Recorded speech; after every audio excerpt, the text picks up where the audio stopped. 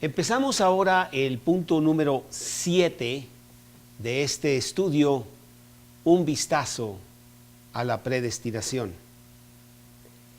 El punto anterior fue muy importante porque hablamos de la predestinación y su relación con la salvación eterna. Predestinación viene de pre, antes, destinación, destino final.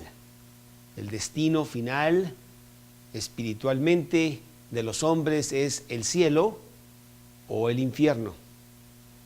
La predestinación realmente no tiene que ver con los actos de la vida diaria. Eso sería más bien hablar de la providencia de Dios y hay otros estudios para eso. Aquí estamos enfocados en el destino final del hombre. Predestinación. Y en este punto número 7 queremos hablar de contestando a las objeciones. Resumir rápidamente las respuestas que podríamos dar a algunos argumentos que he mencionado anteriormente y proporcionar versículos de apoyo para esto. Enfocarme después en algunas de las objeciones más frecuentes interpuestas contra la doctrina de la predestinación. Vamos a ver algunas objeciones que ya he mencionado previamente. La predestinación no es una doctrina bíblica. Bueno, he demostrado que la doctrina es realmente bíblica. Las palabras elección, predestinación son incluso términos bíblicos. La soberanía absoluta de Dios aparece ya sea en o está implícita en casi todas las páginas de la Escritura. Definitivamente nosotros vemos la doctrina en versículos muy variados por toda la Escritura. Hechos 4, 27 y 28. Porque verdaderamente se unieron en esta ciudad contra tu santo Hijo Jesús, a quien ungiste, Herodes y Poncio Pilato, con los gentiles y el pueblo de Israel, para hacer cuanto tu mano y tu consejo habían antes determinado que sucediera. Efesios 1:11. En él asimismo tuvimos herencia, habiendo sido predestinados conforme al propósito del que hace todas las cosas según el designio de su voluntad. Otra, la doctrina de la predestinación es incomprensible. Debemos entender que nuestra comprensión de los caminos de Dios no es requerida, solo nuestra fe en su palabra. La actitud del hombre que viene a Jesús debe ser la nuestra. Creo, ayuda mi incredulidad, Marcos 9, 24. Debemos esperar misterio en las cosas de Dios, debido a su naturaleza infinita, eterna y santa, y nuestra condición finita, temporal y caída. Y ya vimos esto ampliamente antes. Después de todo, ¿quién puede entender la Trinidad de Dios? ¿Quién puede entender la eternidad de Dios o las dos naturalezas de Cristo en una sola persona? La Biblia nos advierte sobre esta clase de problemas. Isaías 55, 8 y 9. Porque mis pensamientos no son vuestros pensamientos, ni vuestros caminos mis caminos, dice Jehová. Como son más altos los cielos que la tierra, así son mis caminos más altos que vuestros caminos, y mis pensamientos más que vuestros pensamientos. Job 11:7. ¿Descubrirás tú los secretos de Dios? ¿Llegarás tú a la perfección del Todopoderoso? Romanos 11:33. Oh profundidad de las riquezas, de la sabiduría y de la ciencia de Dios. Cuán insondables son sus juicios e inescrutables sus caminos. Otra, la predestinación es moralmente repugnante. Nuestra orientación moral debe ser la palabra de Dios, no nuestra propia aceptación. De hecho, el problema de la repugnancia moral no es exclusivo de la predestinación. Surge en relación con una serie de doctrinas bíblicas, como el exclusivismo cristiano, que la salvación solamente viene por el cristianismo, como el infierno eterno, que Dios condena a algunas personas a tormento sin fin, eterno. En este sentido, la Biblia tiene mucho que decir. Job 40, 1 y 2. Además respondió Jehová a Job: ¿es sabiduría contender con el Omnipotente? El que disputa con Dios, responda a esto. Job 9, 19 al 21. ¿Por qué pues inculpa? Porque ¿quién ha resistido su voluntad? Mas antes, oh hombre, ¿quién eres tú para que alterques con Dios? ¿Dirá el vaso de barro al que lo formó: ¿por qué me has hecho así? ¿O tiene potestad el alfarero sobre el barro para hacer de la misma masa un vaso para honra y otro para deshonra? Esto no es Job, es Romanos 9, 19 al 21. Vamos a considerar algunas quejas comunes en contra de esta difícil doctrina. Frecuentemente se encuentran en impresos o en discusiones entre personas. Inclusive tú que eres cristiano, tú mismo te lo puedes estar preguntando. La predestinación está basada en conocimiento previo, dicen algunos. Esta es la manera como se resuelve esta doctrina. Muchos opositores de la predestinación argumentan que la doctrina no enseña que Dios soberanamente determina en la eternidad pasada salvar a los pecadores. Más bien, lo que realmente significa es que Dios determina salvar a los hombres a quienes Él ve de antemano van a responder bien al Evangelio. Por lo tanto, la predestinación realmente es solo la confirmación anticipada de Dios de la eventual respuesta del pecador a su llamamiento. La predestinación tiene raíces en la presciencia de Dios del futuro. Esta es absolutamente la respuesta cristiana más popular de la predestinación absoluta. La mayoría diría que así es como es esta doctrina. Los cristianos no agustinianos, que siguen lo que Agustín escribió acerca de todas estas cartas de Pablo y lo que dice la Biblia acerca de la predestinación, piensan que el conocimiento previo elimina la responsabilidad del determinismo, aunque preservan el conocimiento previo, el poder y la gracia de Dios. Pero esto en realidad no ayuda por varias razones. En primer lugar, el conocimiento previo por sí mismo implica certeza. Y esta certeza absoluta efectivamente socava la libertad que el opositor busca defender. Si desde la eternidad pasada Dios conoce perfectamente todas las cosas que sucederán en la historia, entonces ¿no son esas cosas absolutamente seguras e inmutables a pesar de nuestras acciones? Por lo tanto, ¿no son nuestras acciones inalterables y seguras? Por lo tanto, incluso la mera presciencia de Dios presenta un problema para el opositor. En segundo lugar, el simple conocimiento previo le quita el control a Dios. Si nos oponemos a la predestinación e intentamos negarla a favor del mero conocimiento previo, entonces surge otro problema serio. En este punto de vista, Dios simplemente atestigua de antemano los factores que conducen a las acciones del hombre. Él no planea, ni tampoco interviene en la historia de manera que cause que las personas se muevan de una manera u otra. Por el contrario, las acciones del hombre quedan bajo el control de su propia voluntad, su cultura, su medio ambiente, su química, su biología, casualidad y otros factores no personalistas.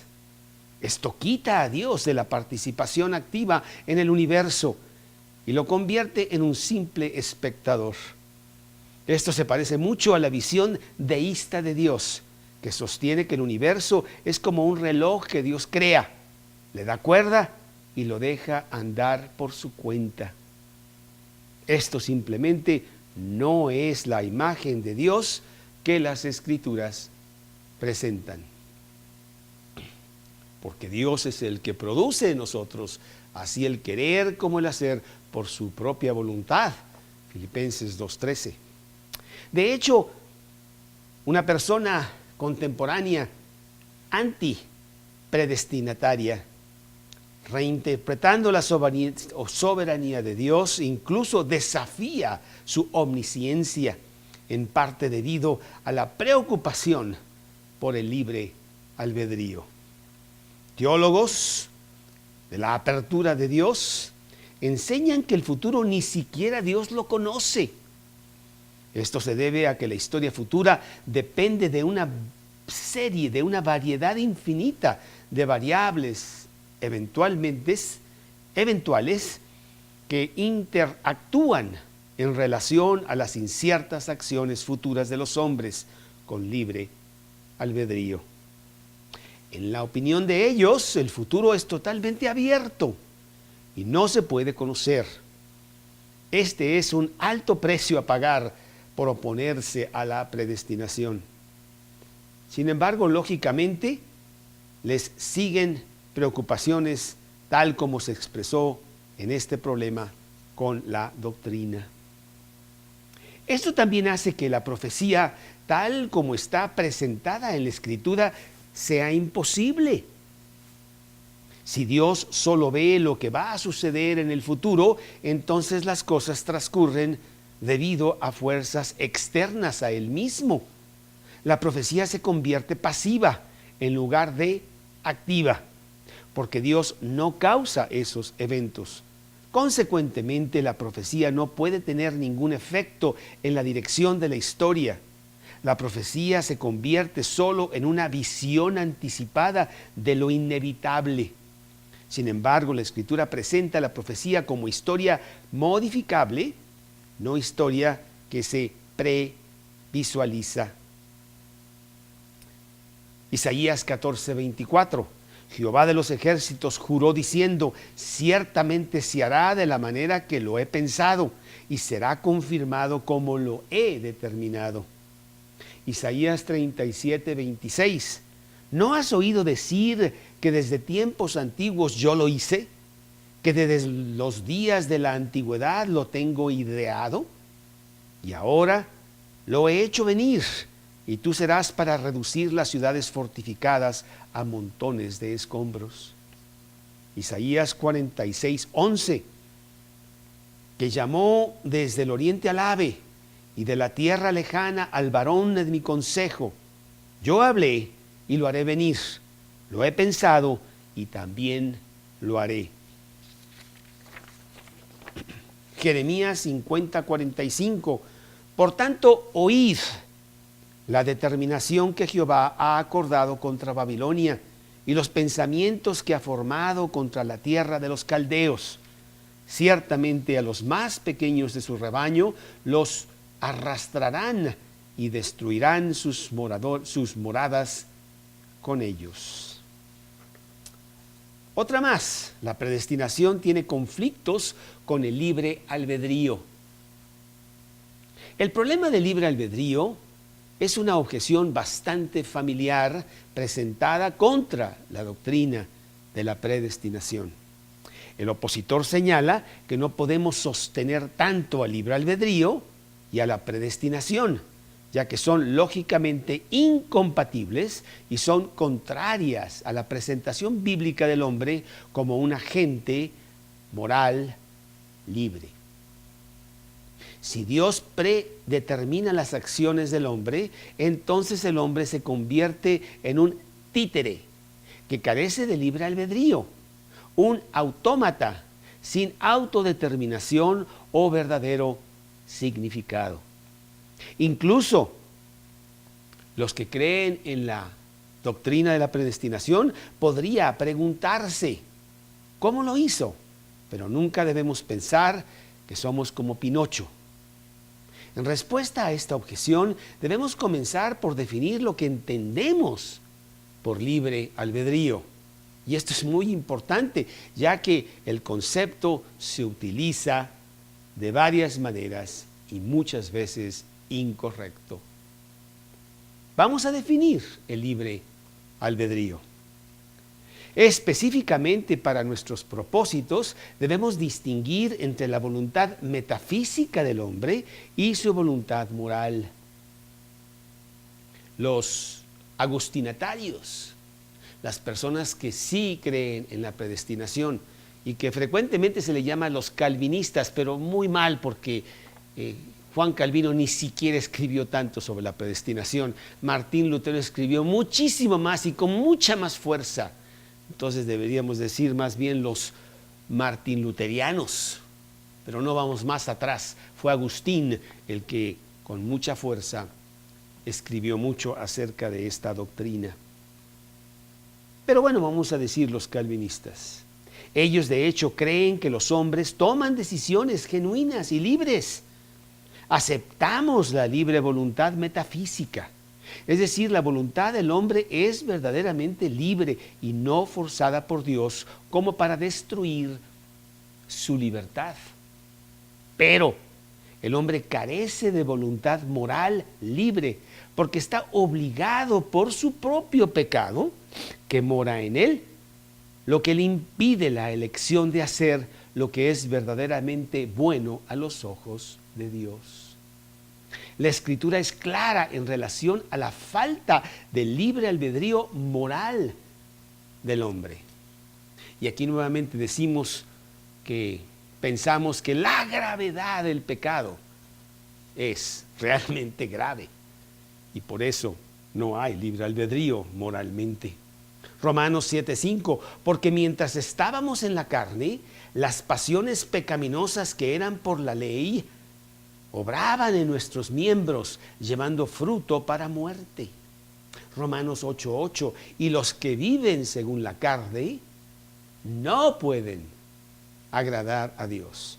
Efesios 2:1 y 3, y Él os dio vida a vosotros cuando estabais muertos en vuestros delitos y pecados, entre los cuales también todos nosotros vivíamos en otro tiempo, en los deseos de nuestra carne, haciendo la voluntad de la carne y de los pensamientos, y éramos por naturaleza hijos de ira, lo mismo que los demás. Colosenses 2:13, cuando estabais muertos en vuestros delitos. Así pues, moralmente el hombre no es libre por su propia naturaleza caída, pero metafísicamente sí es libre, en que ninguna fuerza externa obliga a sus acciones en contra de su propia autodeterminación. Moralmente, toda elección de pecado que el hombre hace es una genuina elección de su propia voluntad, a pesar de estar controlado por su propio pecado. Metafísicamente, la voluntad del hombre es libre. Y para ilustrar este dilema, vamos a considerar un tema mundano. Dios preordena mi elección de comer pizza. Sin embargo, es mi elección la que Dios ha ordenado. Es decir, Dios no simplemente preordena que yo coma pizza, de manera que por su voluntad yo simplemente voy por acciones mecánicas, musculares, para físicamente obtener una rebanada de pizza, llevándomela manualmente a mi boca, masticándola con repetidos golpes de la mandíbula, luego tragándomela a través del esófago. Más bien, Él preordena incluso mi elección de comer pizza. Tal vez el tema en relación a Cristo en la tierra nos puede ilustrar más bien el asunto. Tomemos el caso de los huesos de Cristo. Él era verdadera y plenamente humano. Consecuentemente, sus huesos eran huesos humanos como los tuyos y los míos, según la propia naturaleza creada por Dios para el humano. Dios, sin embargo, preordenó que ninguno de sus huesos fuera quebrado. Salmos 34:20, Juan 19:36. A pesar de la imposibilidad de la ruptura ordenada por Dios, sus huesos mantuvieron, por su propia naturaleza, una matriz orgánica rica, impregnada de calcio, fosfato, magnesio, potasio y otros minerales, y siendo un material poroso, era frágil. No difiere de nuestros huesos, no estaba hecho de acero endurecido o templado. Del mismo modo, la voluntad del hombre es metafísicamente libre para que pueda, si así lo desea, hacer el bien, como los huesos de Cristo eran libres de romperse. Sin embargo, el hombre sin Cristo no puede elegir el bien, porque su propia naturaleza caída le obliga a pecar, como los huesos de Cristo no fueron capaces de romperse. Por lo tanto, los actos del hombre en sí mismos son condicionados, dependen de las circunstancias, son abiertos, capaces de tomar decisiones alternativas, libres, no controlados por fuerzas externas. Esa es la naturaleza inherente del ser creado por Dios. Pero en términos del plan de Dios, aquellas acciones son determinadas y ciertas. El problema nos confunde debido a nuestra incapacidad para mantener el equilibrio de dos perspectivas: la perspectiva terrenal y la perspectiva eterna. Sin embargo, nuestra visión del mundo exige una realidad en dos niveles: el creador y la creación, el Dios no creado y el cosmos creado. Como señaló el mismo Juan Calvino, lo que Dios ha determinado debe necesariamente llevarse a cabo, a pesar de que ni está bajo condición ni es necesaria por su propia naturaleza peculiar. Hay cosas que no son necesarias que sucedan, pero necesariamente deben llevarse a cabo debido al plan de Dios. Aunque esto es intelectualmente desconcertante, debemos recordar que nuestra razón no es el limitante de la capacidad de Dios. Para entender el libre albedrío, cuando se habla de libre albedrío, surge mucha confusión al describirlo. Algunas de las descripciones siguientes son muy populares. El libre albedrío consiste en la acción voluntaria de la persona, una acción que no está obligada.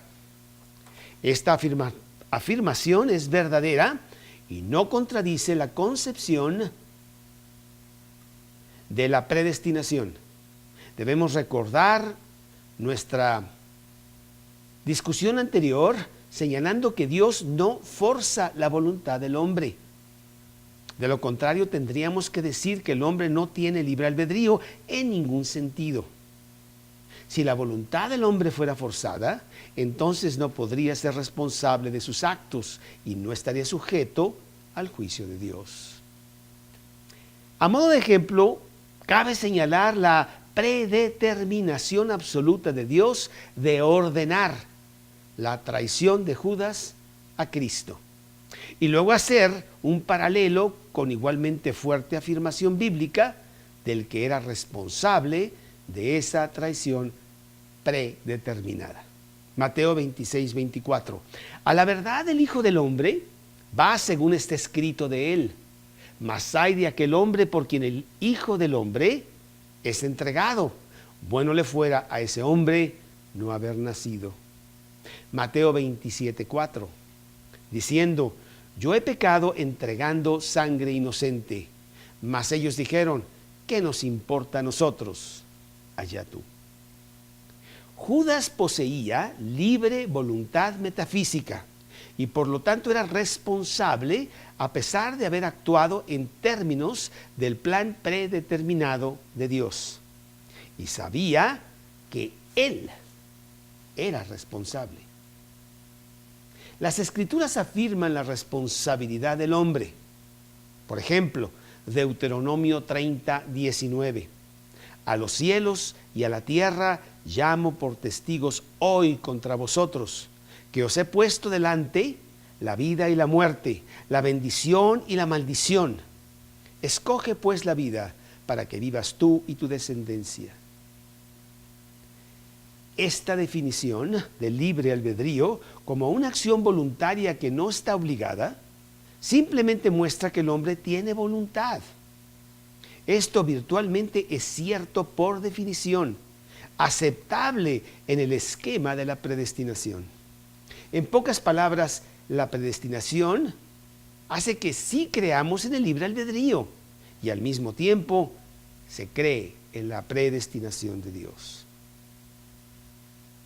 Otra definición: las decisiones que tomamos están determinadas, pero se ven limitadas por nuestro carácter interno. Esto reconoce la distinción entre la voluntad metafísica libre y el libre albedrío moral.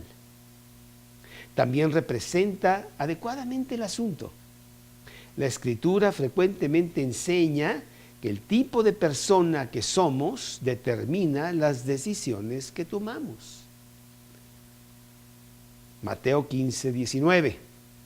Porque del corazón salen los malos pensamientos, los homicidios, los adulterios, las fornicaciones, los hurtos, los falsos testimonios, injurias. Pero cada uno es tentado cuando es atraído y seducido por su propia pasión, dice Santiago 1, 14 y 15. Luego, cuando la pasión ha concebido, da a luz el pecado, y el pecado, siendo consumado, engendra la muerte. Tomamos nuestras propias decisiones de acuerdo con nuestro carácter interno. El árbol malo da frutos malos.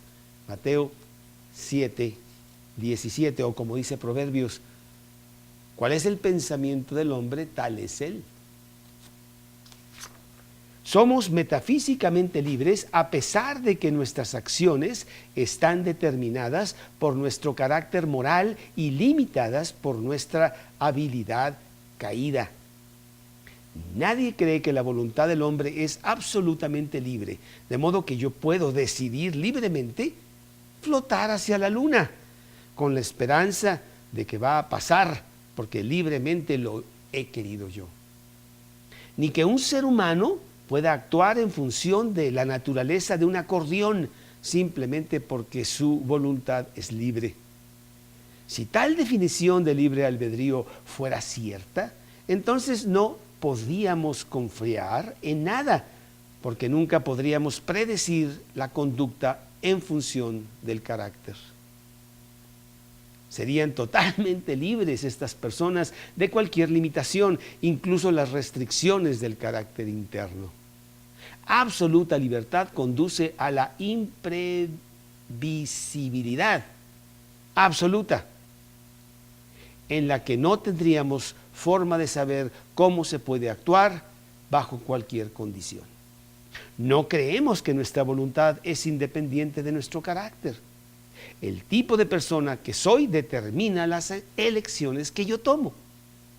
Nuestro carácter funcional controla nuestros actos deliberados. Las Escrituras enseñan claramente esto. Yo tomo mis propias decisiones de acuerdo a mi carácter interno. Yo soy libre metafísicamente, pero mis acciones están determinadas por mi carácter moral. De hecho, un hombre está limitado por las leyes del mundo físico, por su entorno particular, hábitos, formación, costumbres sociales, miedo al castigo, desaprobación, sus deseos presentes, ambiciones, etc.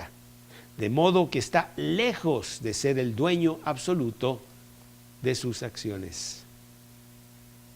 Consideremos las circunstancias de los espíritus de los justos, que ya están en el cielo, y de nosotros mismos cuando por fin recibamos nuestros cuerpos resucitados.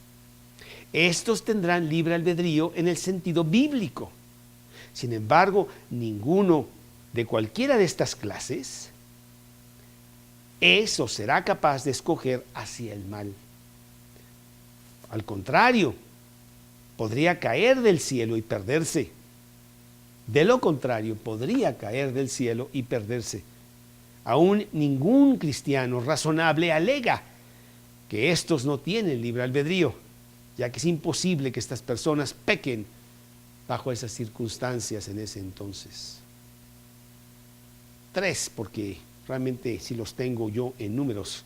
Debemos ser capaces de elegir independientemente, es la definición 3 de libre albedrío, debemos ser capaces de elegir independientemente del decreto de Dios. De lo contrario, nuestras acciones no son acciones voluntarias. Este es un concepto falso.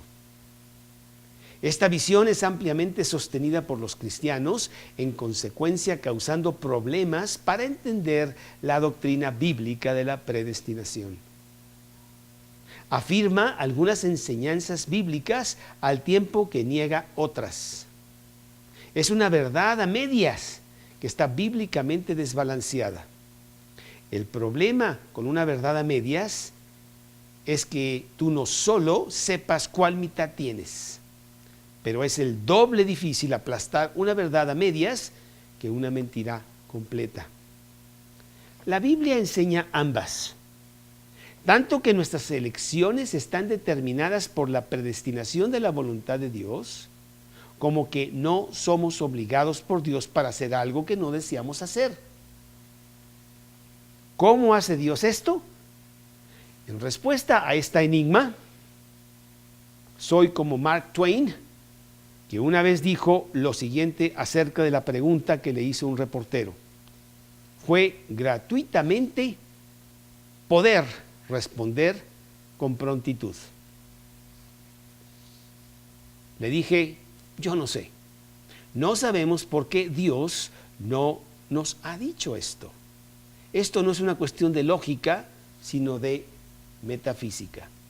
No sabemos cómo Dios creó el universo, dividió el Mar Rojo, otorgó un día largo para Josué y así sucesivamente. No entendemos la eternidad de Dios o su omnipresencia, pero estos atributos son muy reales. Dios puede hacer todas las cosas, el hombre no puede. Todo lo que podemos hacer es solo admitir. Para los hombres todo esto es imposible, mas para Dios todo es posible, dice Mateo 19:26. Pero Dios no está limitado por el alcance de nuestra comprensión. El problema es que tendemos a pensar en Dios en términos humanos, como si estuviera a nuestro nivel. Pero esto es contrario a la enseñanza bíblica. En el análisis final, la predestinación y la persona libre son los dos pilares gemelos de un gran templo y tienen su encuentro por encima de las nubes, donde la mirada humana no puede penetrar. El problema de la predestinación y el libre albedrío debe ser resuelto a partir de la fuente de nuestro conocimiento teológico. Si la Biblia es nuestra autoridad, entonces debemos aceptar lo que enseña, independientemente de nuestra capacidad humana para entenderla.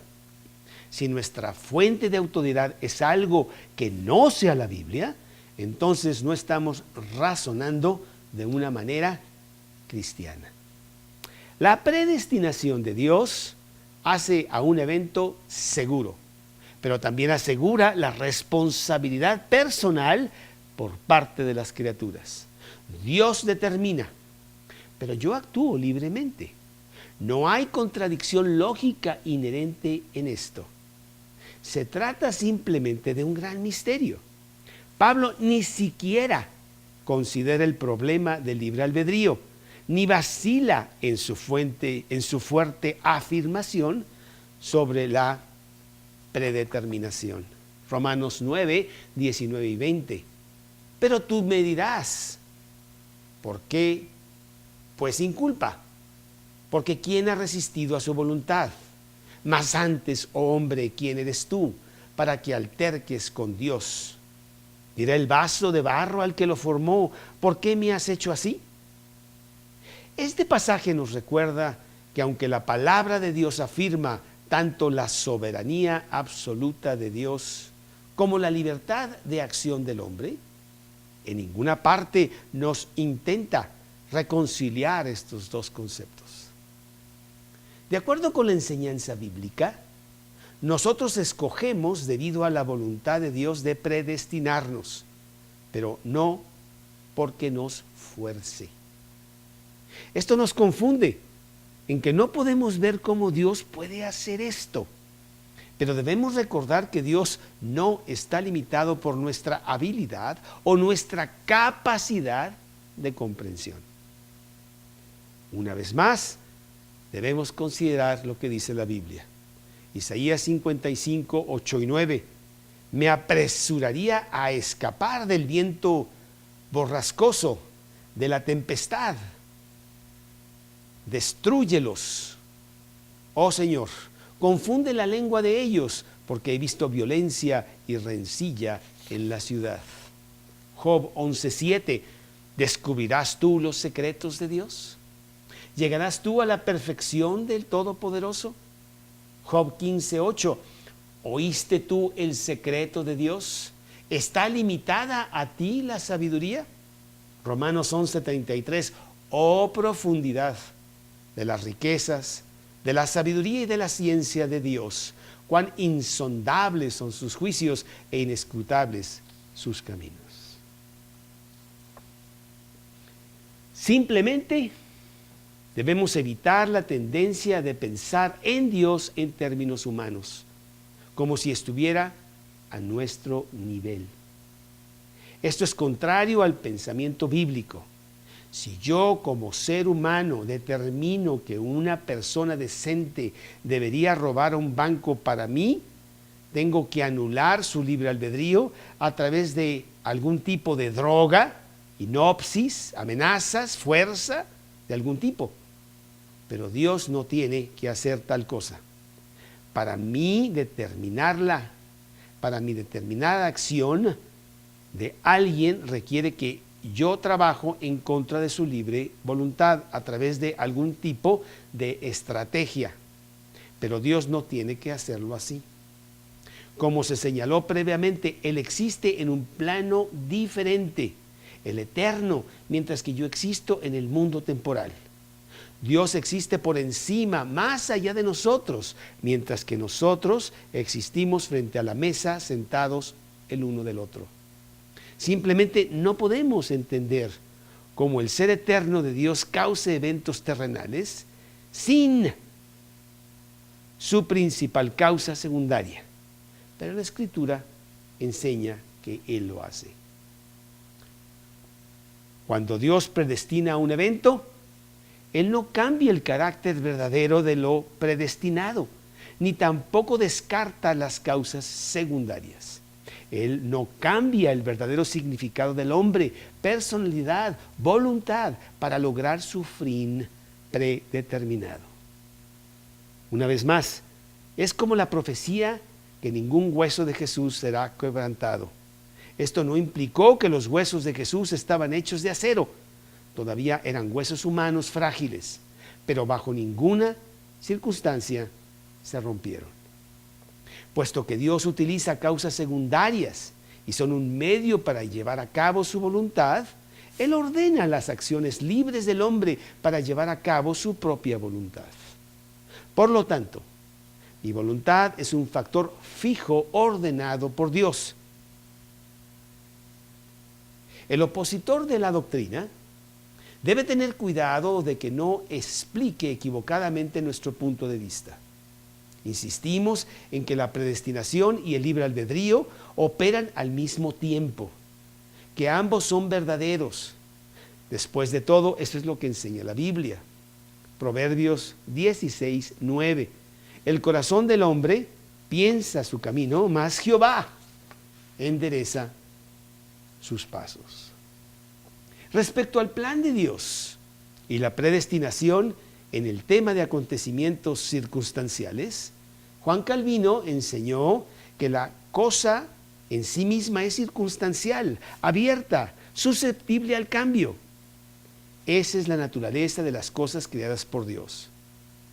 Pero, en términos del plan de Dios, es determinado y absolutamente seguro. Esa es la verdad revelada de la soberanía absoluta de Dios.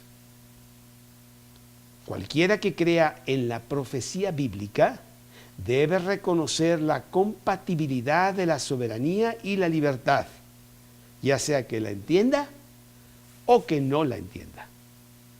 ¿Es verdad que los soldados crucificaron a Cristo? ¿La Biblia profetizó que esto sucedería? ¿Era absolutamente seguro que ocurriría? ¿Estaba en el plan de Dios? Ahora entonces, ¿los soldados tenían la posibilidad de hacer lo contrario? ¿Qué de Pilato? ¿Estaba obligado? ¿O es que él y los soldados lo hicieron por manos de inicuos, según ellos escogieron?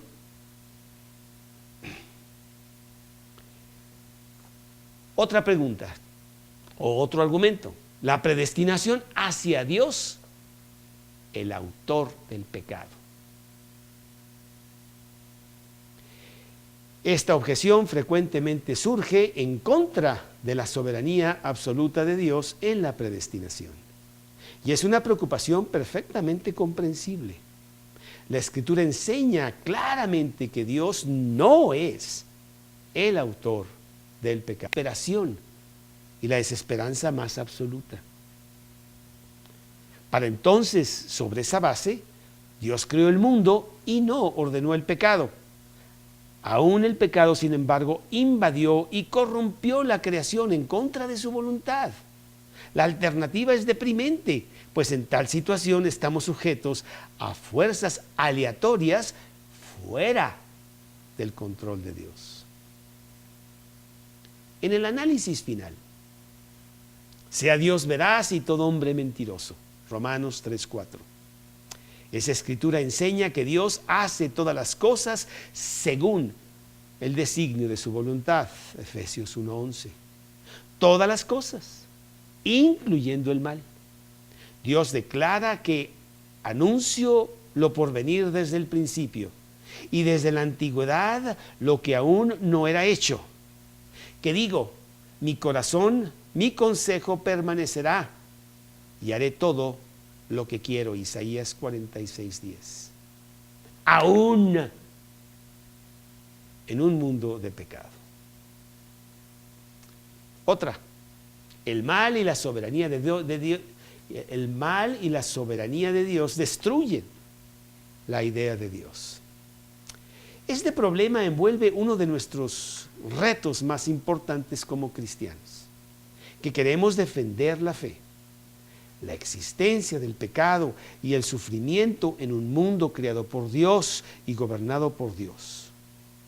Los ateos han argumentado durante mucho tiempo que el problema del mal es un argumento de peso que lógicamente destruye la noción misma del Dios de los cristianos. La respuesta cristiana a este problema se conoce como teodicea. Teos, Dios, dique, justicia, es decir, la vindicación de Dios a la luz de la existencia del mal y el sufrimiento. El argumento del problema del mal sigue este patrón general de razonamiento. A. Los cristianos claman que Dios es perfectamente bueno e infinitamente poderoso. B. El pecado y el sufrimiento existen en el mundo. C. Así que, ya sea que a Dios no es del todo bueno, pues permite el pecado o el sufrimiento, o B. Que no es todopoderoso, porque no es capaz de prevenir el pecado y el sufrimiento. 4. O D. Por lo tanto, si Dios todo bueno, todopoderoso de los cristianos, no puede existir. Algunos teístas han desarrollado una teología que intenta resolver este problema. Se establece que aunque Dios es bueno, no es poderoso. Dios es inmensamente poderoso, sin duda, pero no es omnipotentemente soberano.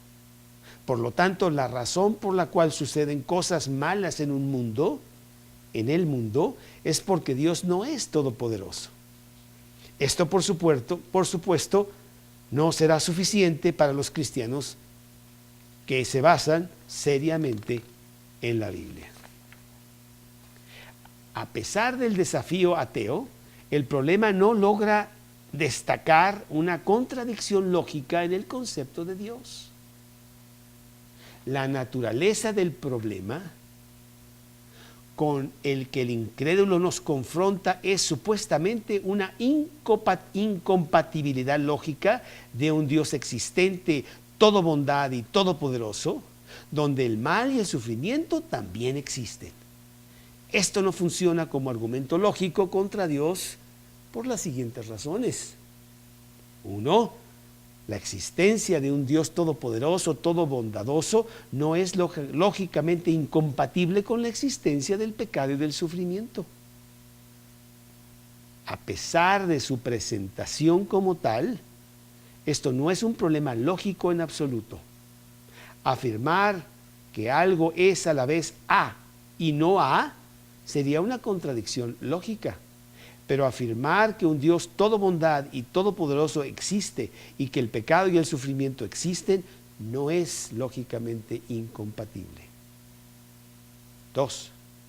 Este problema que se presenta en contra de la existencia de Dios supone que Dios no tiene una razón moralmente suficiente para permitir el mal. Pero no se puede probar o justificar una negativa universal. Es decir, usted no puede probar que no existe suficiente razón moral en cualquier parte del universo. Usted puede descartar un centenar de argumentos, o 1000 o 1.000.000, pero no puede refutar un número infinito de argumentos. Usted no puede defender una negativa universal sobre la base de la razón humana. Las Escrituras repetidamente demuestran que Dios saca el bien del mal, como en Génesis 50:20, que ya citamos acerca de José. Vosotros pensasteis mal contra mí, mas Dios lo encaminó a bien, para hacer lo que vemos hoy, para mantener en vida a mucho pueblo. Esto lo vemos en otros pasajes también, como Éxodo 9:16, 10:1 y 2, 11:9, Números 24:10, Nehemías 13:2, Juan 11:4, Filipenses 1:12. Quiero que sepáis, hermanos, que las cosas que me han sucedido han redondeado más bien para el progreso del Evangelio, dice ese versículo. Hebreos 12:11. Podemos razonablemente suponer, por lo tanto, que esto es cierto en general. A pesar que nosotros no podemos siempre discernir lo bueno desde nuestra perspectiva. Dios, permitiendo el mal, es algo así como un padre que pone a su hijo una vacuna dolorosa contra la mordida de un mapache para evitar la rabia por razones moralmente suficientes. La bondad de Dios es la medida de lo bueno, no la bondad del hombre. Puede haber una razón para el mal que no sabemos. De hecho, creemos que Dios tiene razones moralmente suficientes, aunque no nos las haya revelado. 3. El desafío ateo a la visión cristiana de Dios fracasa también en que el sistema del incrédulo no tiene los supuestos básicos o las condiciones intelectuales necesarias para distinguir entre el bien y el mal. En la visión del mundo del incrédulo, todo es relativo. Todo está en un estado de cambio. Consecuentemente, no puede haber nada absoluto.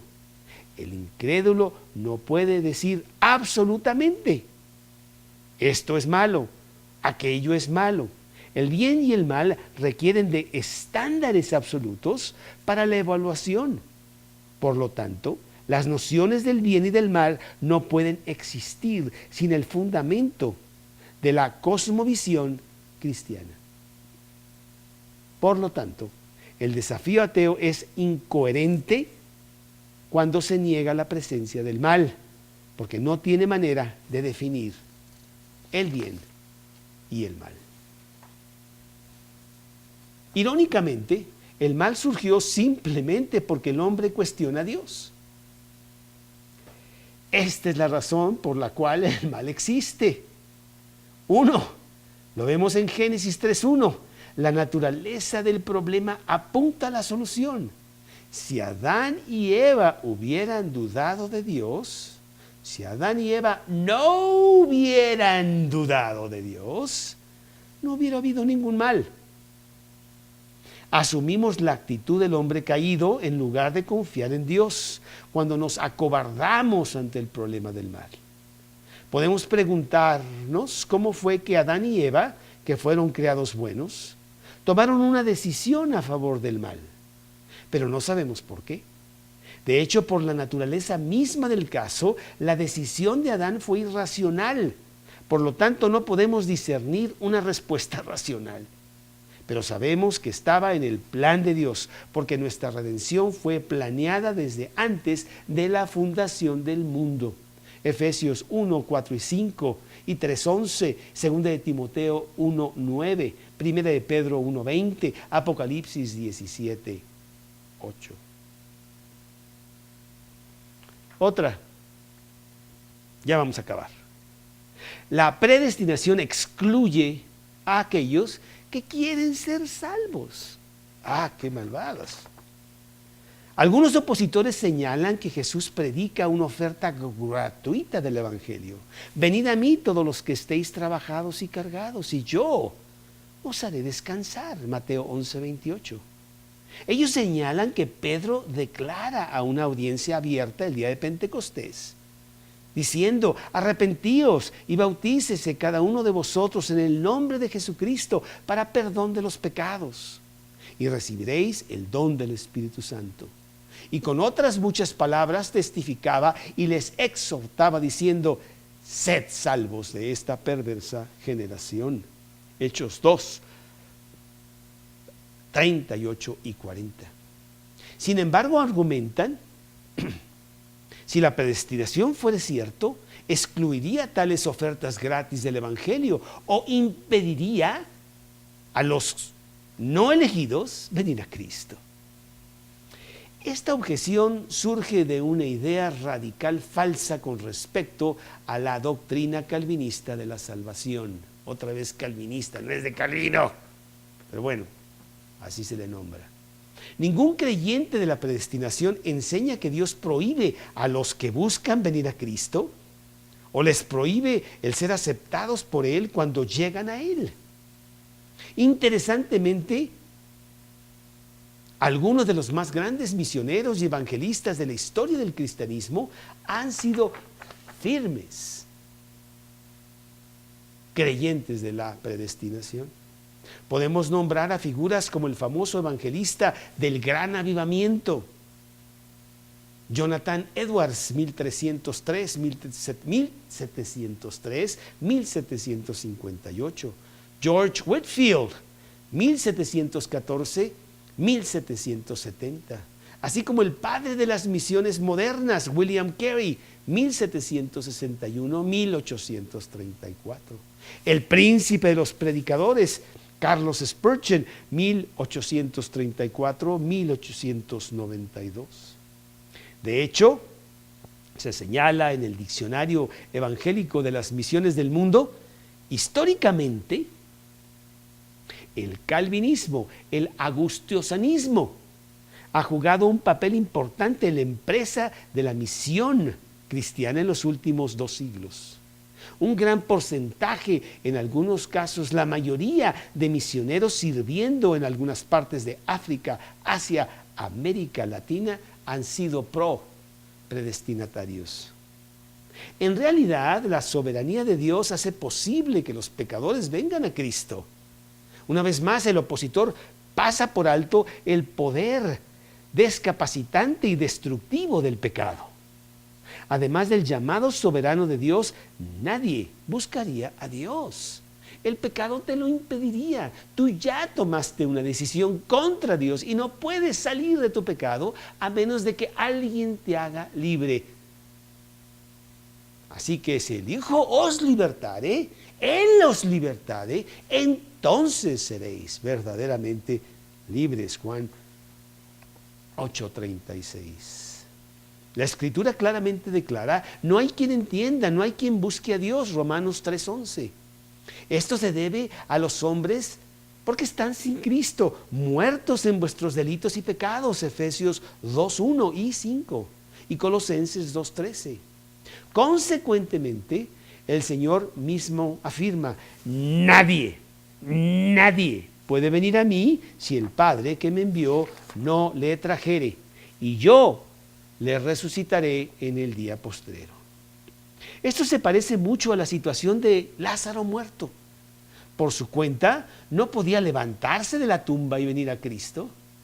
Pero cuando la poderosa y vivificadora palabra de Cristo le gritó, Lázaro, sal fuera o ven fuera, Juan 11:43, le permitió responder. Luego, y el que había muerto salió, y atadas las manos y los pies con vendas y el rostro envuelto en un sudario, Jesús les dijo desatarle y dejarle ir. Juan 11:44. La libre voluntad del hombre está atada y limitada por su propio pecado. Por lo tanto, la salvación es imposible fuera de la gracia soberana de la predestinación de Dios. De hecho, Jesús declara la soberanía de Dios y al mismo tiempo invita a que los pecadores vengan a Él. Juan 6:37, todo lo que el Padre me da vendrá a mí. Soberanía. Y el que a mí viene, no le echo fuera. Oferta gratuita al libre albedrío. Y esta es la voluntad del Padre. Juan 6:39 y 40.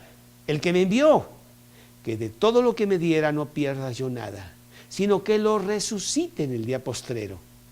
Y esta es la voluntad del que me ha enviado, que todo aquel que ve al Hijo y cree en Él, tenga vida eterna, y yo le resucitaré en el día postrero. Entonces, a menos que Dios dé a los hombres a Cristo, el hombre no vendrá. Por lo tanto, la Biblia no ve ningún conflicto entre la soberanía de Dios y el libre albedrío de la oferta del Evangelio a un hombre que quiere venir a Cristo. Cuando Pablo está predicando en Antioquía de Pisidia, declara buena noticia de salvación de Dios a todos los que lo escuchan, tanto judíos como griegos. Hechos 13, 32, 38 y 46. Pero cuando Lucas registra los resultados de la predicación de Pablo, que escribe como alguien que entiende la libre oferta del Evangelio, solo serán recibidos por los elegidos. Que escribe como alguien que entiende la libre oferta del Evangelio, que solo serán recibidos los elegidos. Y Pablo y Bernabé hablaron con valentía. Era necesario que la palabra de Dios fuese entregada a ustedes, ya que la repudian y os juzguéis indignos de la vida eterna. He aquí nos volvemos a los gentiles.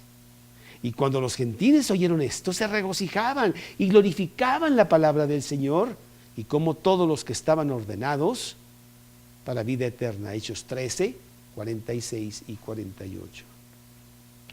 También vemos la explicación de Lucas acerca de la gracia soberana de Dios para con Lidia.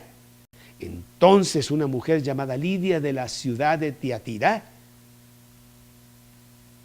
que adoraba a Dios, una vendedora de púrpura que adoraba a Dios, estaba escuchando, y el Señor abrió su corazón, la soberanía, para responder por la voluntad de las cosas que Pablo decía, oferta gratuita. Hechos 16:14. Cristo se observa que solo las ovejas le siguen, que solo sus ovejas le siguen. Mis ovejas oyen mi voz y yo las conozco y ellas me siguen y yo les doy vida eterna y no perecerán jamás, ni nadie las arrebatará de mi mano. Juan 10, 27 y 28. Los no elegidos no podrán seguirle porque no son sus ovejas. Juan 10, 26. Esto es porque Dios les da autoridad y le diste autoridad sobre toda la humanidad, que todos los que les has dado puedan dar la vida eterna. Juan 17, 2, y creo que lo he citado mal. Déjame ver aquí, porque creo que en eso sí me equivoqué. Como tú le has dado potestad sobre toda carne, para que dé vida eterna a todos los que le diste. Estos textos nos exigen que entender que a menos que Dios dé a los pecadores a Cristo, ellos no vendrán. La soberanía de Dios hace que la libre oferta del Evangelio sea eficaz. La libre oferta va dirigida a todos, pero solo los elegidos responderán. Muchos son llamados, pero pocos los escogidos. Mateo 22, 14. Otra, la predestinación desalienta motivos para el esfuerzo evangelizador. Suponer más de una cierta lógica debilante a la predestinación. Si la predestinación es cierta, entonces, ¿cuál es el punto de evangelizar? Dicen algunos. Después de todo, si Dios predestina a los que soberanamente se guardarán antes de la fundación del mundo para Él, ¿por qué nos preocupa personalmente dar testimonio a todos ellos y a todos los demás? No hay nada que podemos hacer al respecto. Ya ha sido todo predestinado. Esta objeción puede ir inclusive más allá. ¿Cuál es el punto de orar por la salvación de las personas, o de predicar el Evangelio, o de enviar misioneros? Dios tendrá su voluntad y la llevará a cabo sin nuestra ayuda. De hecho, una aplicación extrema de esta línea de pensamiento, aparte de la cuestión de la salvación, es de preguntar, ¿por qué debemos tener una educación, buscar empleo, buscar una esposa, cualquier número de acciones humanas, ya que Dios ha predestinado todo lo que sucede con independencia a la autodeterminación humana? Fatalismo. Debemos tener en cuenta que no es, de hecho, una perversión de la Biblia. Se le conoce como hipercalvinismo, y sí es una perversión de la Biblia. Hipercalvinista, ellos creen realmente que es un error evangelizar para ofrecer el evangelio a los pecadores, enviar misioneros. Ellos creen que esto es contrario a la voluntad de Dios. Es un acto de arrogancia por parte del hombre, tratando de romper lo que Dios ya ha determinado que sea.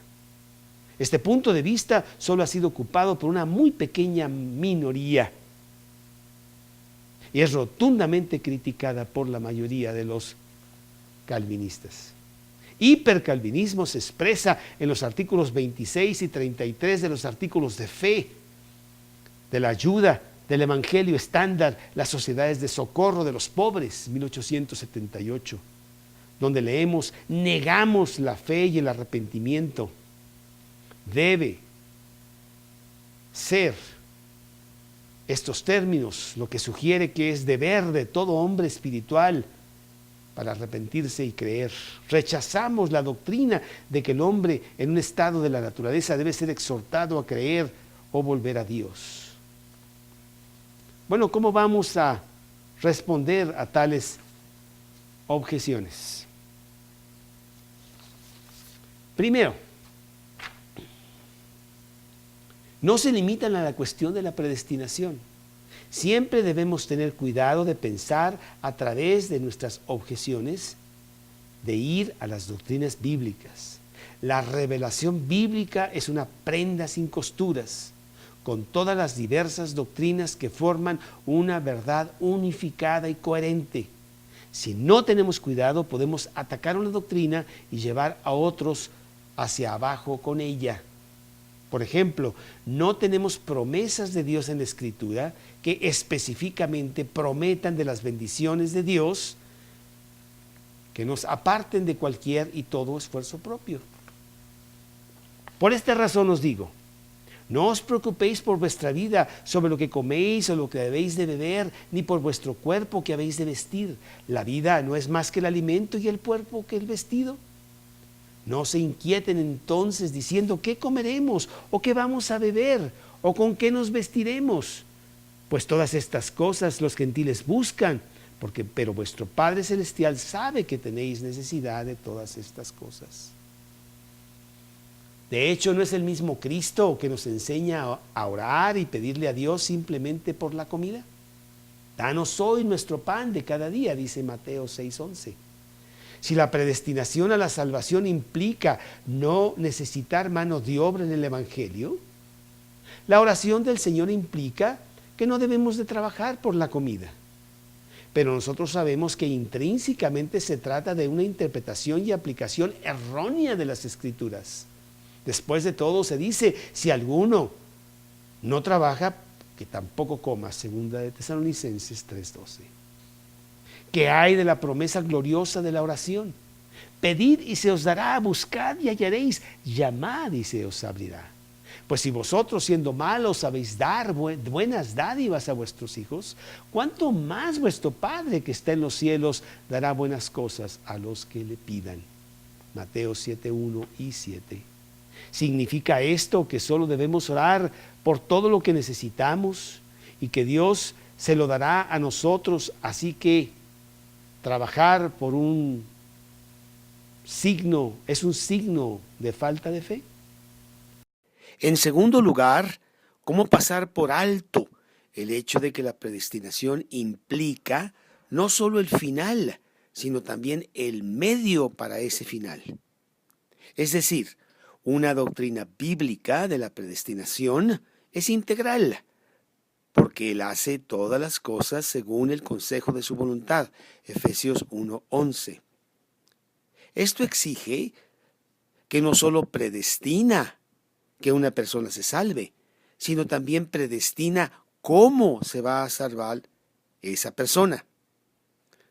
¿Significa esto que hay una oración específica, un estudio del mensaje del Evangelio, una proclamación del Evangelio, un testimonio vivo, una testificación por todos lados y otros factores más? Por lo tanto, no podemos decir Dios predestina algo y no hay que hacer nada.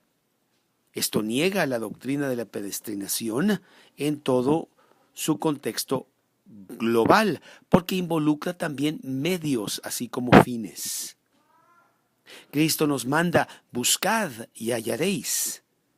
Él no enseña, siéntate y va a venir todo solo.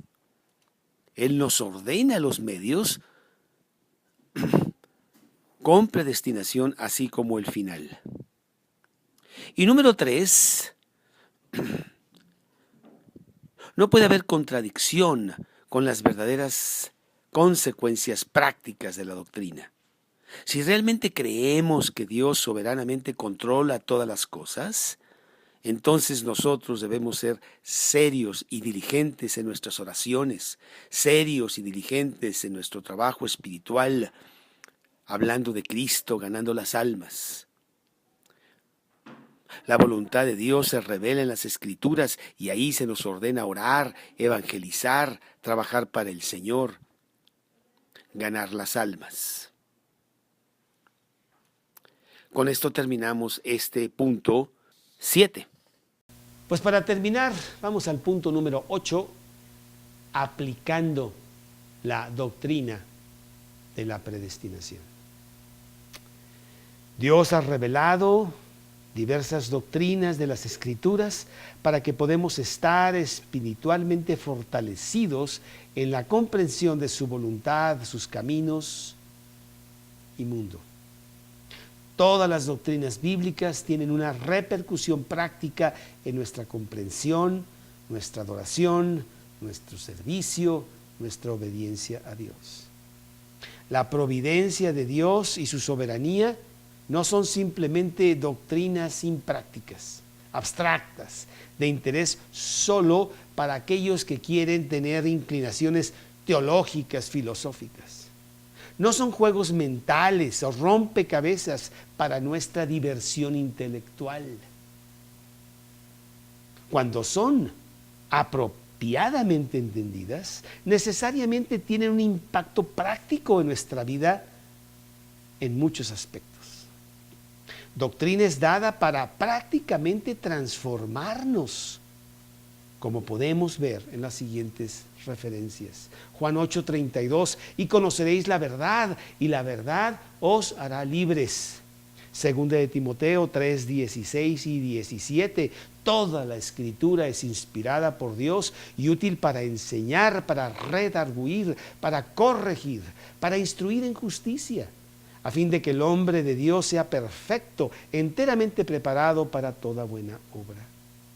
Hebreos 5:12 al 14, porque debiendo ser ya maestros, después de tanto tiempo, tenéis necesidad de que se os vuelva a enseñar cuáles son los primeros rudimentos de las palabras de Dios. Y habéis llegado a ser tales que tenéis necesidad de leche y no de alimento sólido. Y todo aquel que participa de la leche es inexperto en la palabra de justicia, porque es niño. Pero el alimento sólido es para los que han alcanzado madurez, para los que por el uso tienen los sentidos ejercitados en el discernimiento del mal, del bien y del mal. Primera de Pedro 2:1 y 2.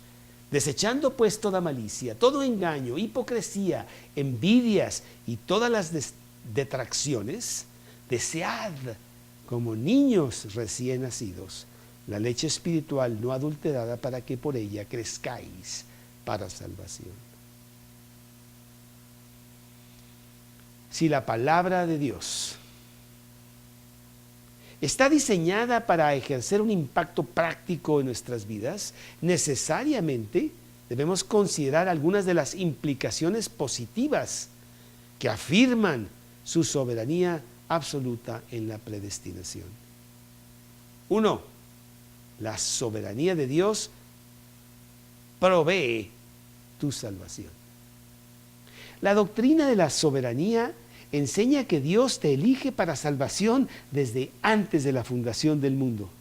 La elección está basada en la propia voluntad soberana y misteriosa de Dios, no en las condiciones previstas o acciones del hombre. La elección de Dios hace a la salvación totalmente por gracia, garantizada únicamente por el amor misericordioso e inmerecido de Dios. Juan 6:37, todo lo que el Padre me da, vendrá a mí, y el que a mí viene, no le echo fuera. Juan 17:1 y 2, estas cosas habló Jesús y levantando los ojos al cielo dijo, Padre, la hora ha llegado, glorifica a tu Hijo para que también tu Hijo te glorifique a ti, como le has dado potestad sobre toda carne, para que dé vida eterna a todos los que le diste. Hechos 13:48, los gentiles, oyendo esto, se regocijaban y glorificaban la palabra del Señor, y creyeron todos los que estaban ordenados para vida eterna. Efesios 1:3 y 4, bendito sea el Dios y Padre de nuestro Señor Jesucristo, que nos bendijo con toda bendición espiritual en los lugares celestiales en Cristo, según nos escogió en Él antes de la fundación del mundo, para que fuésemos santos y sin mancha delante de Él. En Él asimismo tuvimos herencia, dice Efesios 1:11, habiendo sido predestinados conforme al propósito del que hace todas las cosas según el designio de su voluntad. Segunda de Timoteo 1:9, quien nos salvó y llamó con llamamiento santo, no conforme a nuestras obras, sino según el propósito suyo y la gracia que nos fue dada en Cristo Jesús antes de los tiempos de los siglos. La sabiduría de Dios provee tu salvación. La sabiduría de Dios, número 2, asegura tu seguridad. La soberanía de Dios es la base para asegurar tu salvación. Su propia seguridad en Cristo depende de la voluntad soberana de Dios. Tu propia seguridad en Cristo depende de la voluntad soberana de Dios y nada más. Debido a la soberanía de Dios, nada puede provocar que falle esta salvación definitiva. La salvación no depende del esfuerzo propio, de la bondad inherente, sino de la gracia salvadora del Dios Todopoderoso. Nada puede provocar que falle tu encuentro con su absoluta salvación eterna. Juan 6:39. Y esta es la voluntad del Padre, el que me envió, que de todo lo que me diere yo no pierda yo nada, sino que lo resucite en el día postrero. Juan 6:44. Ninguno puede venir a mí si el Padre que me envió no le trajere, y yo le resucitaré en el día postrero. Juan 10:27 al 29. Mis ovejas oyen mi voz y yo las conozco, y me siguen, y yo les doy vida eterna, y no perecerán jamás, ni nadie las arrebatará de mi mano. Mi Padre que me las dio es mayor que todos, y nadie las puede arrebatar de la mano de mi Padre. Romanos 8:28. Y sabemos que a los que aman a Dios todas las cosas les ayudan a bien. Esto es, a los que conforme a su propósito son llamados. Calvino dice: nunca estaremos claramente convencidos, como debiera ser, de que nuestra salvación viene de la fuente de la misericordia gratuita de Dios, hasta que lleguemos a conocer su elección eterna, que ilumina la gracia de Dios por este contraste, que Él no adopta a todos indiscriminadamente en la esperanza de la salvación, sino que da a algunos lo que niega a otros. 3. La soberanía te consuela en la aflicción. Ya que entender que la soberanía de Dios proporciona seguridad, eso te convierte en una fuente de consuelo, alentándote incluso durante las pruebas. Esta doctrina enseña que Dios está específicamente preocupado por ti y por los detalles de tu vida. Tú vives en un mundo de azar, no, Señor, sino en uno controlado por Dios para sus propios fines gloriosos. No ofrece consuelo diciéndole a alguien: Satanás lo hizo, Dios nunca lo haría, o Dios ha estado fallando en sus buenas intenciones para ti. La Biblia te dirige a reconocer la mano de Dios trabajando en tu vida, aún estando en gran aflicción. Génesis 50:20. Vosotros pensasteis mal contra mí, mas Dios lo encaminó para bien, para hacer lo que vemos hoy, para mantener en vida a mucho pueblo. Job 1:21. Y dijo: desnudo salí del vientre de mi madre, desnudo volveré allá. Jehová dio y Jehová quitó. Sea el nombre de Jehová bendito. Mateo 10:28 al 31. No temáis a los que matan el cuerpo, mas el alma no pueden matar. Temed más bien a aquel que puede destruir el alma y el cuerpo en el infierno. ¿No se venden 2 pajarillos por un cuarto? Con todo, ni uno de ellos cae a tierra sin vuestro Padre. Pues aún vuestros cabellos están todos contados. Así que no temáis, más valéis vosotros que muchos pajarillos. Romanos 8:28 otra vez. Y sabemos que a los que aman a Dios, todas las cosas les ayudan a bien. Esto es, a los que conforme a su propósito son llamados. Filipenses 1:28 y 29. Y en nada intimidados por los que se oponen, que para ellos ciertamente es indicio de perdición, mas para vosotros de salvación, y esto de Dios. Porque a vosotros os es concedido a causa de Cristo, no solo que creáis en Él, sino también que padezcáis por Él. Segunda de Timoteo 1:2. 12, segunda de Timoteo 1:12. Por lo cual asimismo padezco esto, pero no me avergüenzo, porque yo sé a quién he creído y estoy seguro que es poderoso para guardar mi depósito para aquel día. Primera de Pedro 5:6. Humillaos pues bajo la poderosa mano de Dios, para que Él os exalte cuando fuere tiempo. Este consuelo es bien capturado en el himno del Evangelio, conocido solo por Él, que tiene una estrofa que dice: no sé qué me depara el futuro, pero sé quién sostiene el futuro. Otra cosa, la soberanía de Dios profundiza nuestra humildad. Una clara comprensión de la soberanía de Dios te humilla delante de Dios. Si Dios está soberanamente trabajando en todo el mundo, entonces tú dependes absolutamente de Él.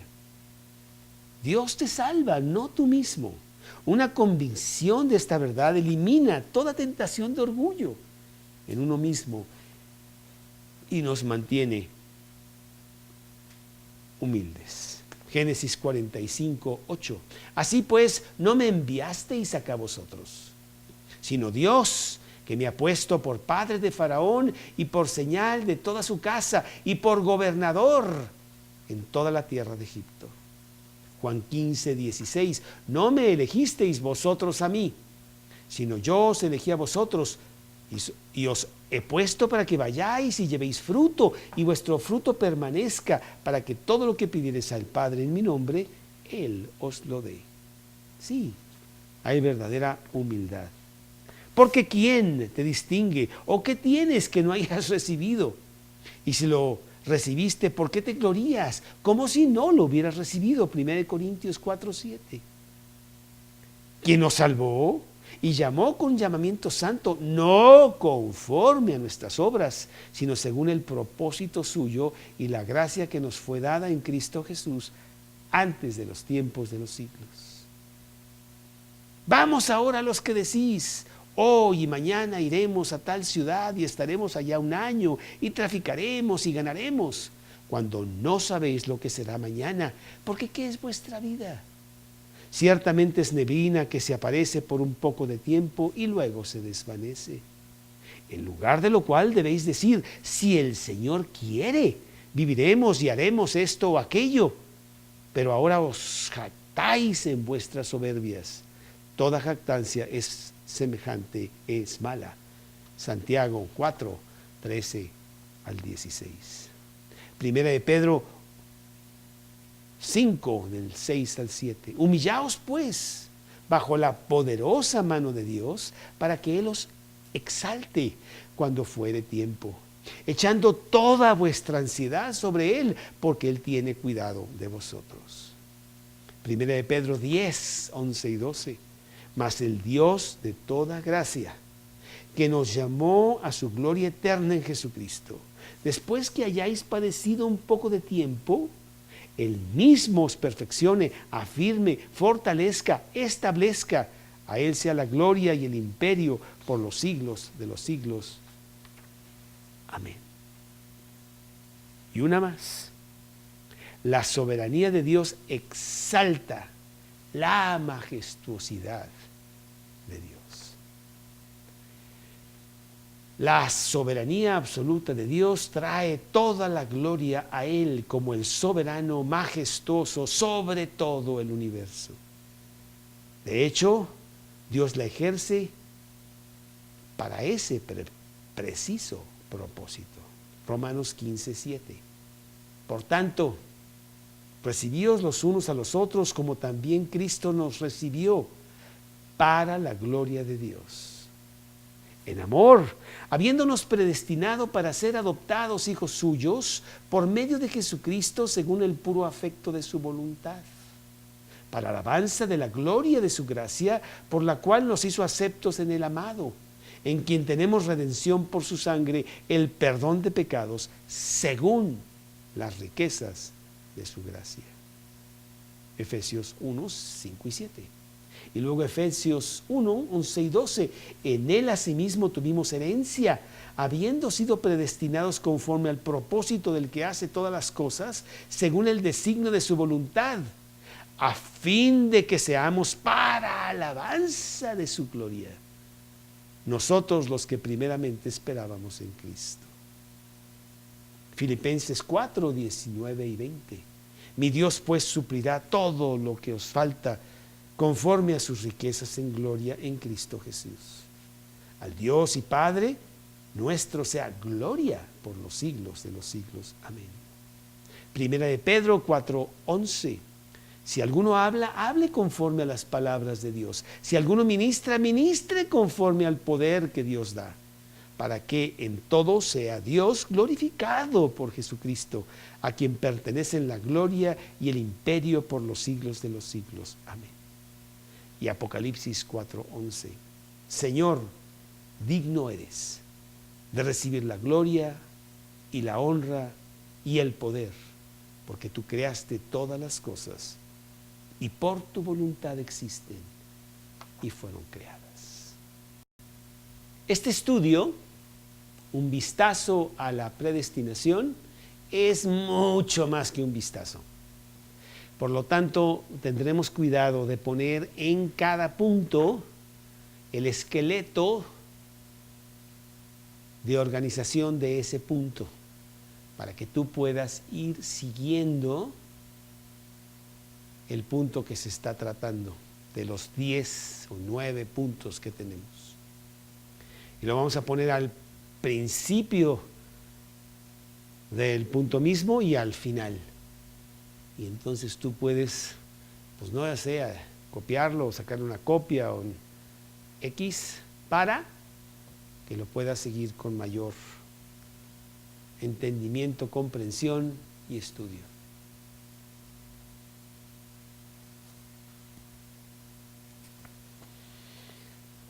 Por último,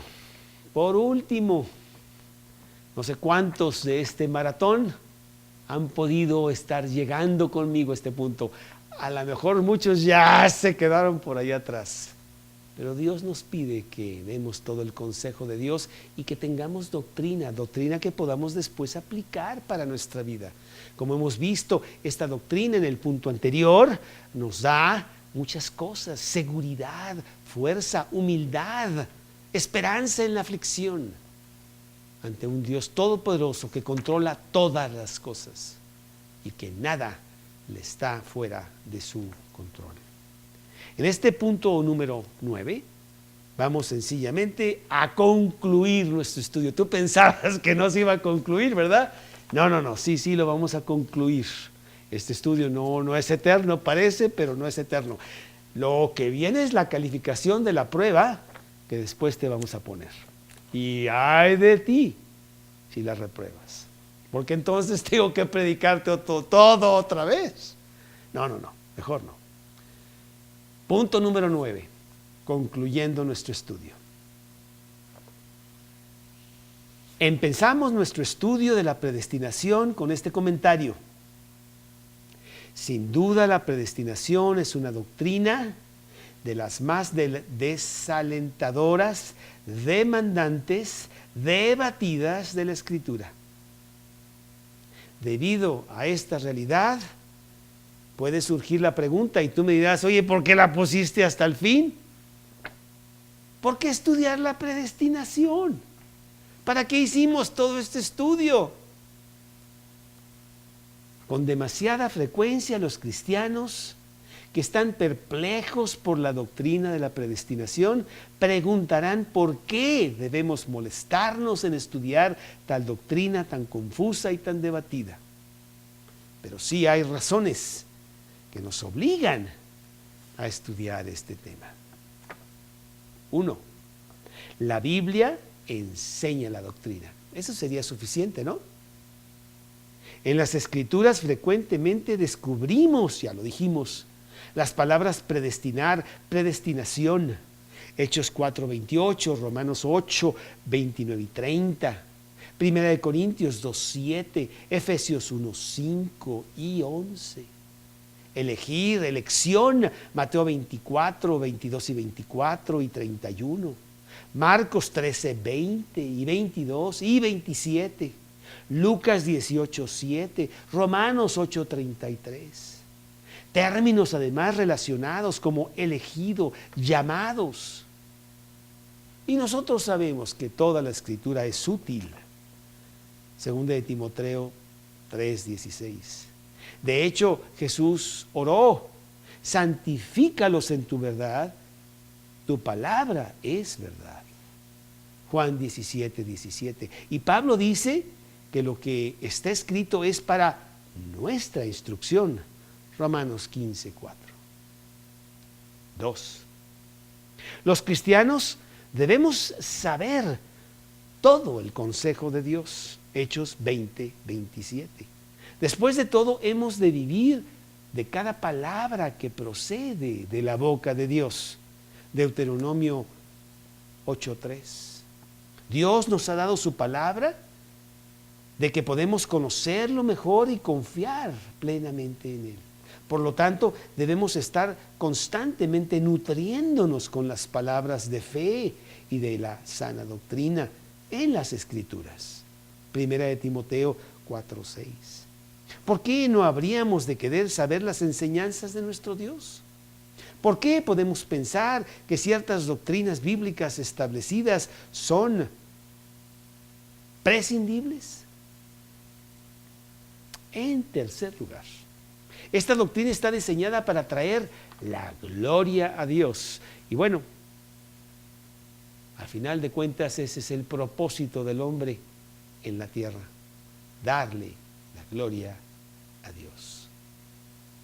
Pablo nos enseña que según nos escogió en Él antes de la fundación del mundo, para que fuésemos santos y sin mancha delante de Él, en amor, habiéndonos predestinado para ser adoptados hijos suyos por medio de Jesucristo, según al puro afecto de su voluntad, para alabanza de la gloria de su gracia, con la cual nos hizo aceptos en el amado. Efesios 1, 4 y 6. 4. Dios espera que nosotros defendamos su palabra y voluntad en el mundo. Como regla general, debemos nosotros como cristianos estar siempre preparados para presentar defensa con mansedumbre y reverencia ante todo el que os demanda razón de la esperanza que hay en vosotros. Primera de Pedro 3:15. La predestinación aparece en la Escritura y debemos responder a aquellos que la atacan. Por lo cual debemos saber cómo responder a cada uno. Colosenses 4:6. Pablo nos ilustra esto en Romanos 9, donde incluso plantea las preguntas que los hombres hacen, de manera que pueda contestarlas en su carta de enseñanzas para todos los cristianos en Roma. Pero me dirás, ¿por qué pues inculpa? Porque ¿quién ha resistido a su voluntad? Romanos 9, 19.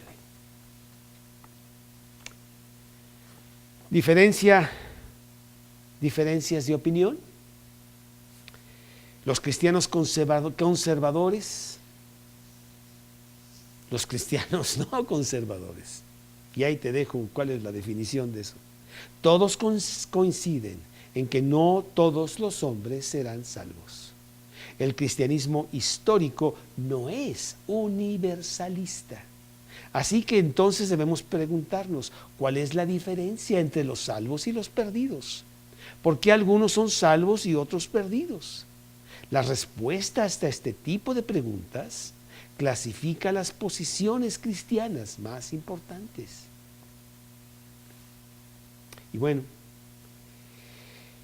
hay 4 problemas principales que enfrentan los planteamientos de los que no creen en la predestinación para la salvación. 1. Los que no creen no entienden la gravedad de la condición pecaminosa del hombre. Ellos piensan que el hombre puede hacer una decisión a favor de Cristo, cuando realmente su condición pecaminosa se los impide totalmente. Están muertos y un muerto no responde. La Escritura enseña que es tan grave el pecado que le impide al hombre hacer algo digno y aceptable a los ojos de Dios. Todos se desviaron, a una se hicieron inútiles. No hay quien haga lo bueno, ni siquiera uno.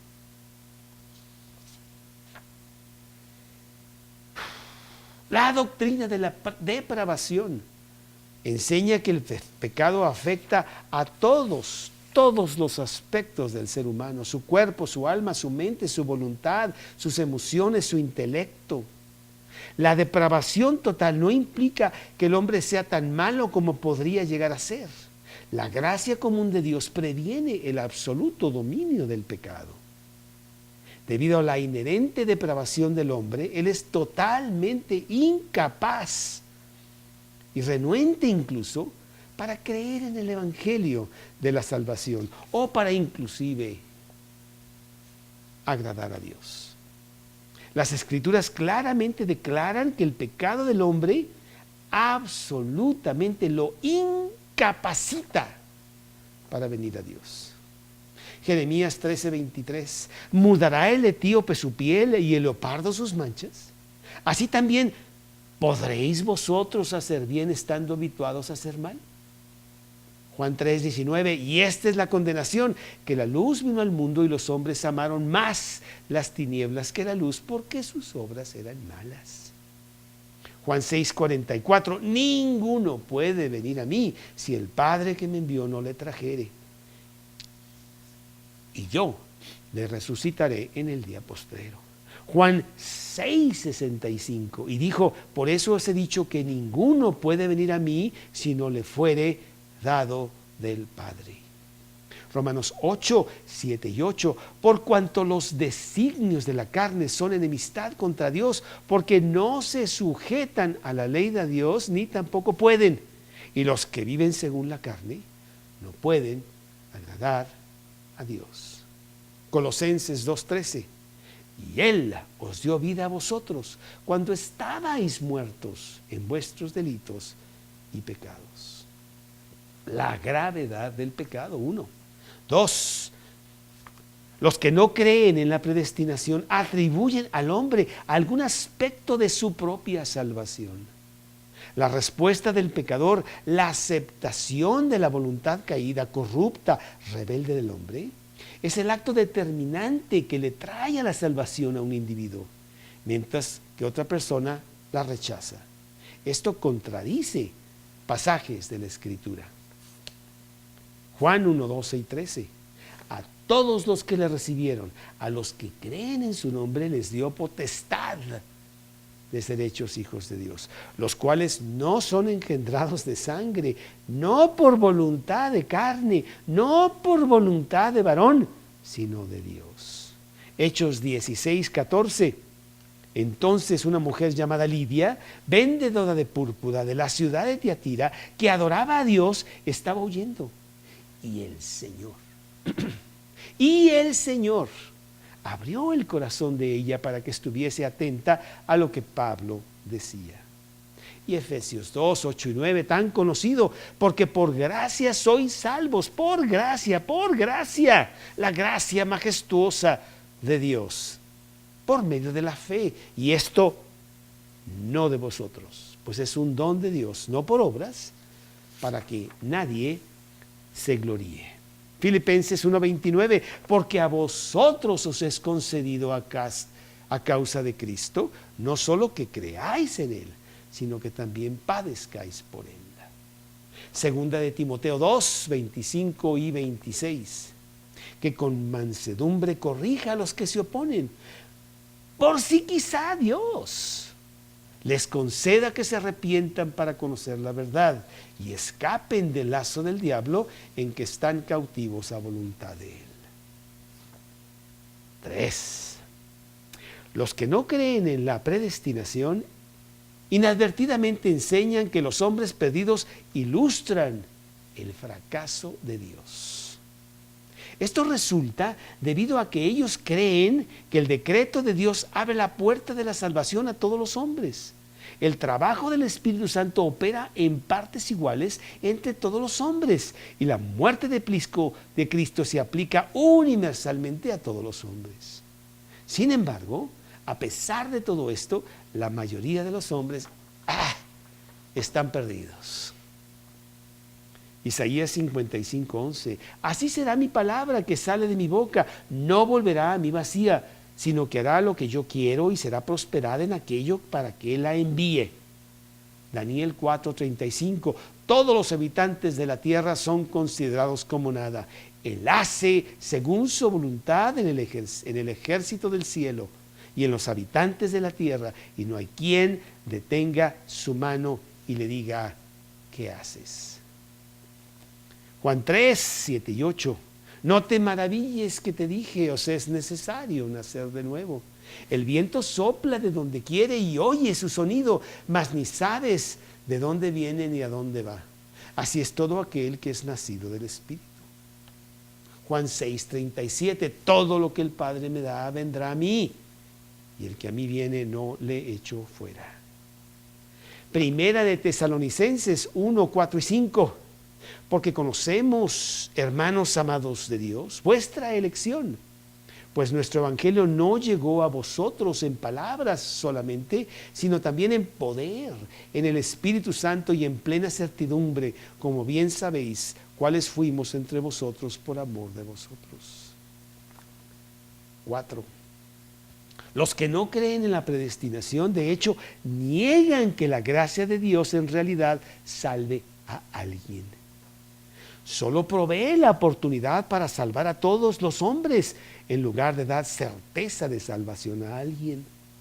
Carlos Spurgeon una vez ilustró esto diciendo que el punto de vista de los que no creen en la predestinación para la salvación nos la presenta como un gran puente ancho que cruza el río Jordán, pero solo hasta la mitad y luego se detiene. Mientras que el punto de vista de los que sí creen en la predestinación es un estrecho puente que sí llega al otro lado. La obra salvadora de Cristo no es meramente hipotética, sino que es real. No es parcial, sino que es totalmente redentora. Juan 5:21. Porque como el Padre levanta a los muertos y les da vida, así también el Hijo a los que quiere da vida. Juan 10, 14 y 15. Yo soy el buen pastor y conozco mis ovejas y las mías me conocen. Así como el Padre me conoce y yo conozco al Padre y pongo mi vida por las ovejas. Romanos 5:10. Porque si siendo enemigos fuimos conciliados con Dios por la muerte de su Hijo, mucho más estados reconciliados seremos salvos por su vida. Gálatas 3:13. Cristo nos redimió de la maldición de la ley, hecha por nosotros maldición, porque escrito está: maldito todo el que es colgado en un madero. Efesios 5, 25 y 26. Maridos, amad a vuestras mujeres, así como Cristo amó a la iglesia y se entregó a sí mismo por ella, para santificarla, habiéndola purificado en el lavamiento del agua por la palabra. Colosenses 1, 13 y 14. El cual nos ha librado de la potestad de las tinieblas y trasladado al reino de su amado Hijo, en quien tenemos redención por su sangre, el perdón de pecados. Muchos versículos, Colosenses 1, 21 y 22. Y a vosotros también, que erais en otro tiempo extraños y enemigos en vuestra mente, haciendo malas obras, ahora os ha reconciliado en su cuerpo de carne por medio de la muerte, para presentaros Él santos y sin mancha, irreprensibles delante de Él. Primera de Timoteo 1:15, palabra fiel y digna de ser recibida por todos, que Cristo Jesús vino al mundo para salvar a los pecadores, de los cuales yo soy el primero. Tito 2:14, quien se dio a sí mismo por nosotros para redimirnos de toda iniquidad y purificar para sí un pueblo propio, celoso de buenas obras. Apocalipsis 1, 5 y 6. Y de Jesucristo, el testigo fiel, el primogénito de los muertos, el soberano de los reyes de la tierra, al que nos amó y nos lavó de nuestros pecados con su sangre y nos hizo reyes y sacerdotes para Dios su Padre. A Él sea gloria e imperio por los siglos de los siglos. Amén. Apocalipsis 13, 8. Y la adoraron todos los moradores de la tierra, cuyos nombres no estaban inscritos en el libro de la vida del Cordero que fue inmolado desde el principio del mundo. Bueno, pues una exhortación final. Tú crees que esto no se iba a acabar, pero bueno, sí te puedo asegurar que ahí vamos. La predestinación puede ser una doctrina desalentadora, demandante, debatida en las Escrituras. Quizá la más debatida en las Escrituras. Pero es una doctrina de la Escritura y como Pedro reconoció, la Escritura dice que tiene algunas cosas difíciles que entender. Segunda de Pedro 3, 15 y 16. Sin embargo, toda la Escritura es inspirada por Dios y útil para enseñar, redarguir, para corregir, para instruir en justicia, a fin de que el hombre de Dios sea perfecto, enteramente preparado para toda buena obra. Segunda de Timoteo 3, 16 y 17. Por lo tanto, procura con diligencia presentarte a Dios aprobado, como obrero que no tiene de qué avergonzarse, que usa bien la palabra de verdad. Segunda de Timoteo 2, 15. Y mira, aún con respecto a esta difícil doctrina. Bueno, pues que Dios los bendiga. Ahora sí que ya sabes mucho. Y si no, bueno, si quieres empezamos otra vez todo este estudio. No, ¿verdad? Ya lo tienes grabado. Ahora, pues memorízalo tú. Que Dios te bendiga.